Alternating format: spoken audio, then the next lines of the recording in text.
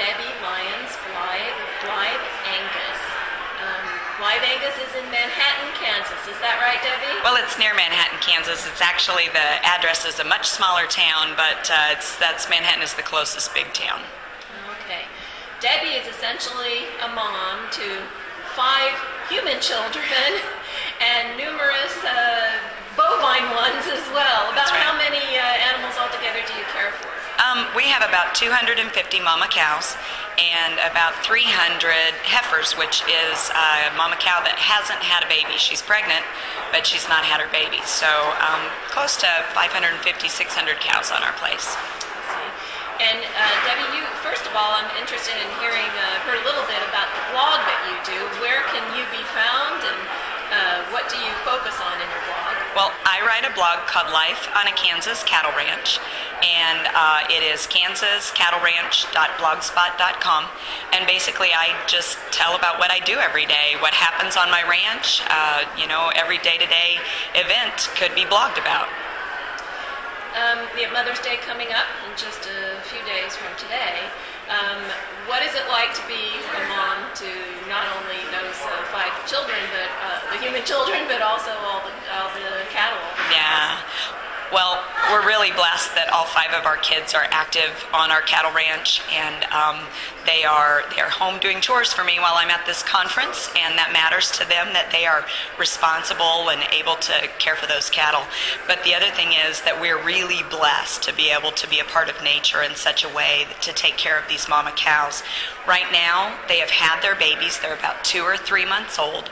We're involved in taking them to pastures that are just native grass, and they're all eating grass all summer. It's where they spend the entire summer, all the cows, all the heifers, and their babies.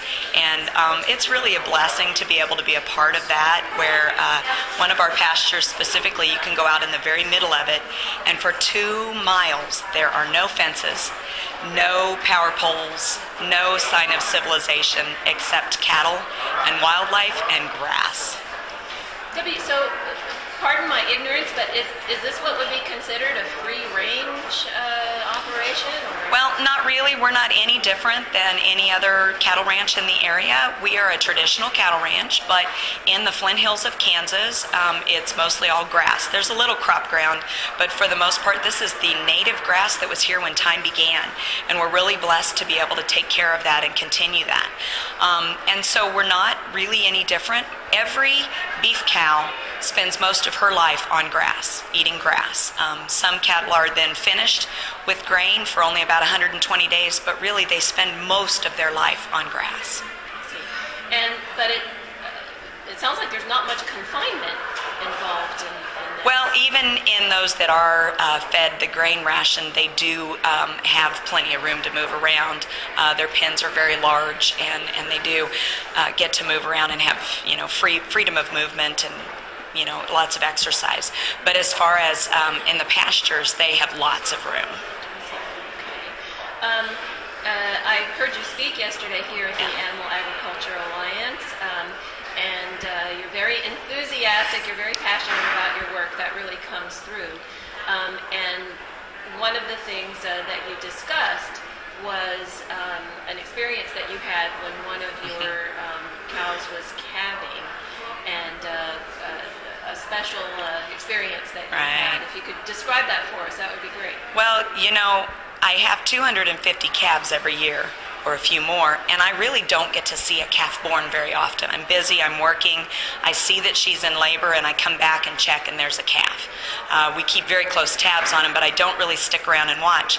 But I realized one day that I was really seeing every day a really special experience that I hadn't been able to share, so I tried to videotape a cow who had just had her baby. She stands up from delivering her calf and starts to lick it clean and nuzzle it and make a special sound that they only make during that certain amount of time when they're trying to bond with their calf. And it is a very low, quiet, short moo that's meant just specifically for her calf. And it's an encouragement for the calf to get up, because they do need to get up and nurse within a half an hour. And so that's the first sound that she makes. And so I videotaped it and I put it on YouTube and on my blog, and I'd love for you to go see it. What did that sound mean to you as a mom? I know you understand it sort of scientifically, but, how did it make you feel when you heard that? Well, you think about it scientifically, but it's also on an emotional level. It's a connection with her calf. And all those calves, every calf we have on our place is black, pure black. And they know their mom, even though she looks the exact same as another cow, color-wise. They know her mom by the sound of her voice. And so she's bonding with that baby right at that moment. And it's an emotional connection for me, too.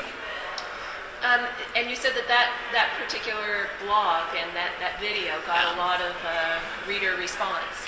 It did. I had a lot of people commenting on that. They really enjoyed it, said it sent chills up their spine, that there was something they'd never heard before. So I really enjoyed that response. I think a lot of readers and viewers who are going to listen to you and read about you today are going to be illuminated somewhat as to animal psychology, animal emotions. Maybe there are people who feel that animals don't have emotions and don't have feelings. As a cattle rancher who, you mentioned earlier to me that you really enjoy working with your cows. You love them. Absolutely. So what would you say to people in regards to animal emotions in your experience? Well, I'll tell you, anybody who works with cattle, any cattle rancher, any feedlot owner, anybody who spends time with cows knows that every single one has a different personality. They really do. They're not people, but they do have a personality, and they're really fun if you can spend time learning that personality. Some of them are very, very tame, not because of anything special that I've done, but some of them really like to spend time around me, and sometimes I really like to spend time around them. So every cow is different, and we really enjoy seeing those differences. There's a lot of emotion, speaking of emotion, a lot of emotion on the part of humans also, insofar as animals and animal agriculture goes, and that's been a main theme here at this conference. Animal activists or the animal protection movement has very strong opinions and policies, and the animal agriculture movement does as well. When your farm seems to be a little different in that a lot of the issues aren't cropping up there because you don't have confinement issues really, and a lot of things are different. Katerina, most farms don't have confinement. The people that work with cattle and work with livestock really do enjoy it. It really is important to them that the cattle are protected as well. And so I think if we could all sit down at the table, we would find we have more in common than what we have differences. We all care about the animals, or else we wouldn't be working with them every day. I'm surrounded with them. In fact, Kansas has more cows than people. And so there's a lot of cattle out there, and we do spend a lot of time with them. So I think that if we could all sit down together and learn from each other, we'd find that we have a lot more in common. Do you think that's ever going to happen? There seems to be so much polarization. Well, I think that there is polarization. I do think, though, that if you can get down to the nitty-gritty and really talk to people, you'll find that we have more in common. You were talking during your talk, your presentation before the conference yesterday. You were talking about your efforts to reach the public and educate and advocate. I think advocate was really the word that you were using, to get more information out about farms and farm life and what you know about how animals are treated and should be treated. Why is that important to you? Well, the cattle are most important to me. Obviously, beside my family, that's the most important thing. But the cattle are my livelihood. They're actually who I spend more time with than my kids. So it really matters to me that people know what I do and how much I love it and the passion that I have for my life. And it's really a special life that I'm very, very blessed to be able to have. But I like to say I'm nobody special. If you had time, and if the cattle ranchers had time to sit down and talk or to tell their story, you'd find their story is similar to mine.